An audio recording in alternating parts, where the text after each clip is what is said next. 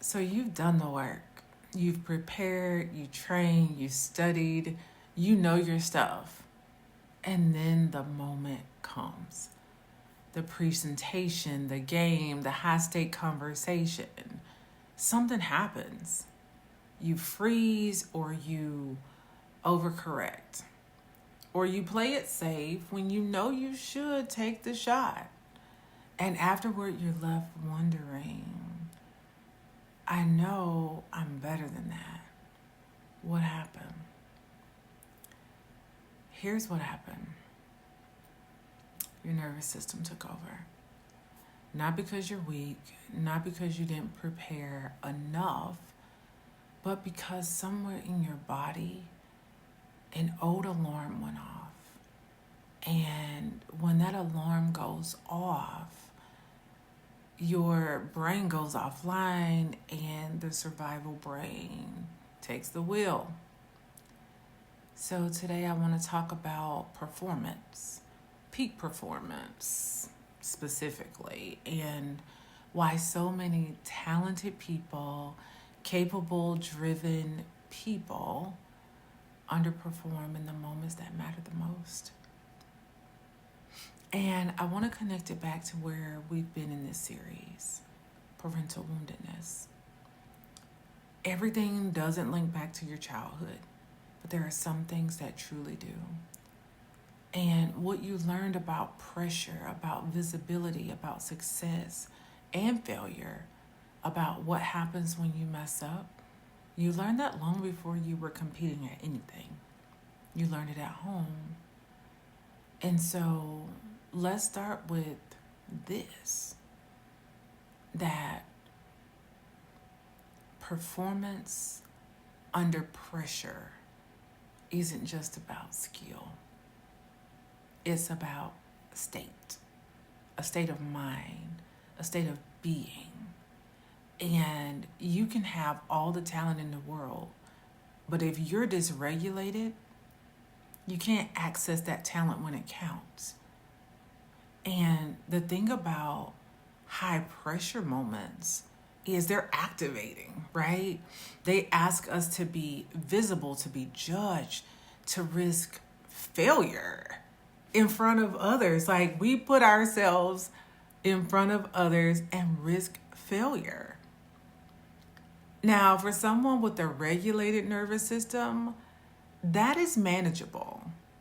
It can even be energizing. But for someone who is dysregulated, who is already running hot, whose baseline is vigilance, whose body learned that visibility is dangerous, that activation can easily, very, very easily tip over into overwhelm. It's different. And so now think about your early environment. What did you learn about being watched, about making mistakes, about not being perfect? Because if failure meant rage from a parent, if mistakes led to shame or ridicule or withdrawal of love, if being good was the only way to stay safe, then high pressure moments will cause collapse every time. High pressure moments aren't just about performance, they're triggering an old survival response. Miss this shot, something bad happens. Mess up this presentation, something bad happens. The stakes get conflated. What should be, if I fail, I'll be disappointed, it becomes, if I fail, I'm in danger. I'm not safe. I'm not loved. And your nervous system doesn't know the difference between your critical parent and your critical boss. It just recognizes the feeling and responds accordingly. So I'll paint some pictures of how this plays out. Choking under pressure. You've performed this hundreds of times in practice. You can do it with your eyes closed. But in that moment, with eyes on you, you can't access what you know. This is your prefrontal cortex, your thinking skill brain that will go offline at the worst possible moment, and your amygdala takes over. It's classic fight or flight hijack. Then there is playing it safe. You're in a position to take a risk, to make the bold play, to say the thing, to go for it, and you shrink all the way back. Not because you lack courage, but because somewhere deep inside, risk equates to punishment. So you play small, you protect yourself, and you leave your potential on the table. Been there, done that. Perfectionism paralyzes. Like the stakes feel so high that everything has to be perfect. So you over prepare, you over analyze. You can't make a decision because every option has potential for failure. Perfectionism isn't about having high standards. It's about fear. Fear of what happens when you're not perfect.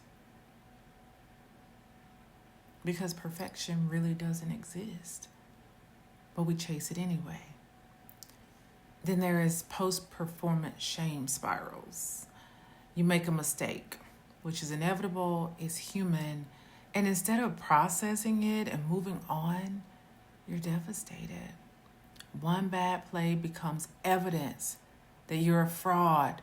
One failed presentation confirms you're not good enough, you're not worthy, you shouldn't be in this position. The response is too big because it's not just about this moment. It's about every moment you were made to feel like failure was unacceptable. And then there is success anxiety. Now this one's sneaky because it's like you're close to achieving something and suddenly you sabotage it. You pick a fight, you get sick, you make an uncharacteristic error because some part of you learned that success is dangerous and it makes you a target, or that it'll be taken away, or that you don't deserve it. So you keep yourself from getting there. You stand in your own way, not because you don't deserve it, but because there is a narrative that plays that says you're unworthy and you can't hold this. It's not for you. So, here is the paradox. Here's something I've noticed in working with high performers, military, executives, athletes, coaches. Often the same wounds that limit them is what drove them to excellence in the first place. The need to prove yourself. That's fuel. The fear of failure, that's motivation. The perfectionism is what pushed you to elite levels. But that fuel is unstable because it comes from a wounded place. It can turn on you. And the same drive that got you to the top can make you crack under pressure, to burn out, or never feel satisfied no matter what you achieve. And so sustainable peak performance comes from a different place, not from proving, but from knowing that you're enough and performing from that security. It's not running from failure, but being able to tolerate failure, learning from it, and then to keep moving. It's not suppressing emotions to focus, but being regulated enough that emotions inform rather than overwhelm. The goal isn't to remove your drive. The goal is to transform your relationship with it, to perform from abundance rather than from scarcity, from confidence rather than fear, from presence rather than panic. The path to regulated performance,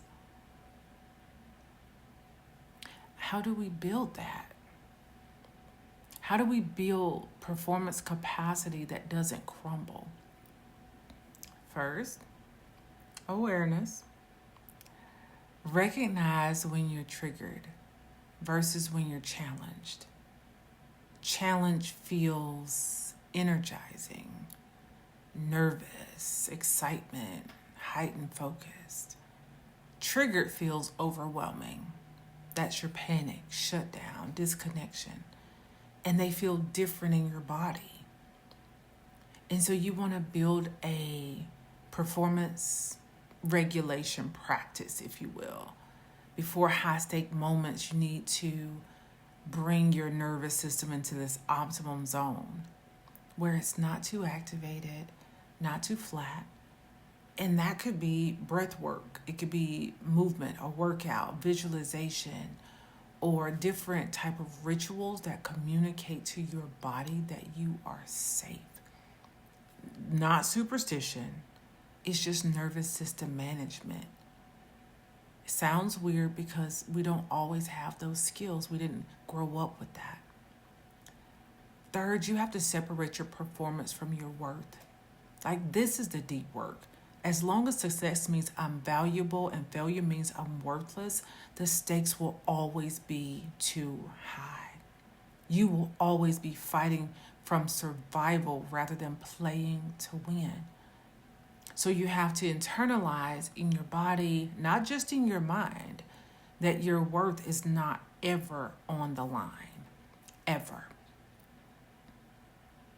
Fourth, process failures differently. When something doesn't go well, practice moving from shame to curiosity. What happened in my body? When did I leave my window of tolerance?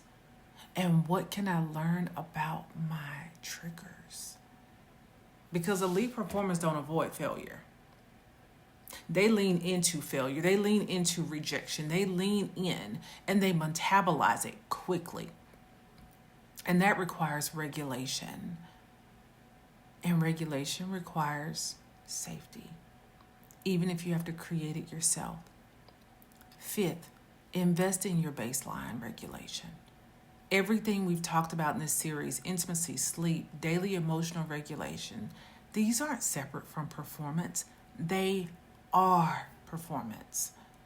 Your capacity to regulate in high-stake moments is built on your daily regulation practice.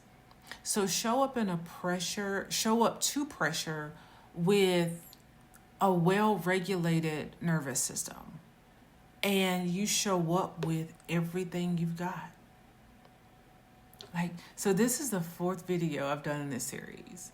And I hope by now you can see how it's all interconnected. All of it. Parental wounds can shape our nervous system. Our nervous system shapes our capacity for regulation. Regulation shapes our sleep, our intimacy, relationships, and performance. It's all in one system. You restore one piece and you impact all the others. And here's the beautiful thing. Healing isn't about erasing the past. It's about updating the operating system. It's about teaching your body that the conditions that created your patterns are no longer your reality. You're not that child anymore. You have resources now You have awareness. You have the capacity to create safety for yourself. You just have to learn that. And that's the work. That's the work that has to be done. It's the work that I do with people. Whether they come to me for sleep, for emotional regulation, for performance under pressure, deeper connection, we're always working with the same material. It's the nervous system, the old patterns, the restoration of what got disrupted. And it works. I've seen it work in my own life, in the lives of people I've had the privilege to support. It absolutely works. If you're unfocused on anything, that's the thing.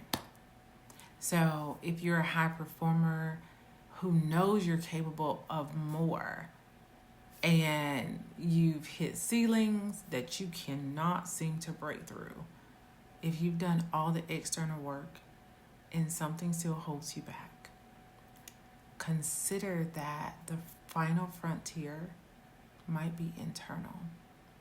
It might be that survival brain that's been trying to protect you your whole life.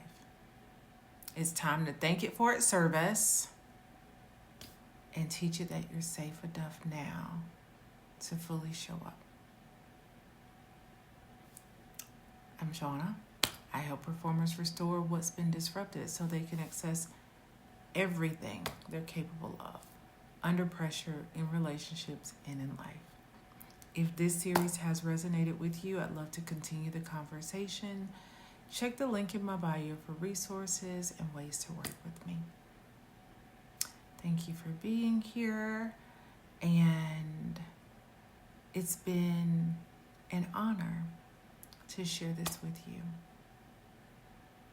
Until next time, go show the world what you've got. You're ready, totally ready.